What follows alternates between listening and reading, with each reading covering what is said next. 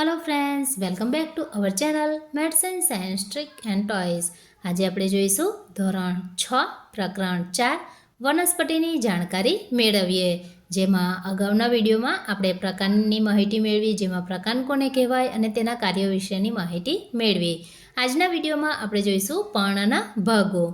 તો સૌપ્રથમ પર્ણ કોને કહેવાય, ત્યારબાદ એના ભાગો, એના વિશેની માહિતી આપણે મેળવીશું। તો પર્ણ એટલે કે પ્રકાંડ કે તેની શાખાઓની સપાટી પરથી ઉદ્ભવતા લીલા, ચપટા અને બહિરૂઢ ભેદને પર્ણ તરીકે ઓળખવામાં આવે છે। તો આ જે આપણે ચિત્ર જોઈ શકીએ છીએ એ પર્ણનું ચિત્ર છે। પર્ણના ભાગોમાં પ્રથમ ભાગ છે પર્ણદંડ।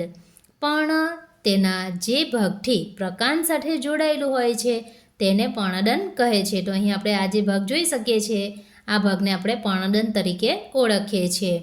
ત્યારબાદ છે બીજો પર્ણનો ભાગ, જેનું નામ છે મધ્યશિરા। પર્ણની મધ્યમાં રહેલી મુખ્ય શિરાને મધ્યશિરા કહેવાય છે। તો અહીં આપણે આ જે પ્રકારે જોઈ શકીએ છીએ, તો આ જે શિરા છે એ મધ્યશિરા છે, જે પર્ણના મધ્ય ભાગમાં આવેલી હોય છે। ત્યારબાદ છે પર્ણપત્ર। પર્ણના પહોળા લીલા ભાગને પર્ણપત્ર કહે છે। લીલો રંગ હરિદ્રવ્ય ધરાવે છે અથવા તો ક્લોરોફિલ। લીલો રંગ જે પર્ણનો હોય છે એ હરિદ્રવ્યના કારણે અથવા તો ક્લોરોફિલને કારણે હોય છે। તો જે પર્ણનો આ લીલો રંગનો ભાગ છે, જેને આપણે પર્ણપત્ર તરીકે ઓળખીએ છીએ। ત્યારબાદ પર્ણનો બીજો એક ભાગ છે જેનું નામ છે શિરા। પર્ણની ઉપર રહેલી રેખાને શિરા કહે છે। તો આ જે તમામ છે એ શિરાઓ છે અને વચ્ચેની જે છે એને મધ્યશિરા કહેવાય છે।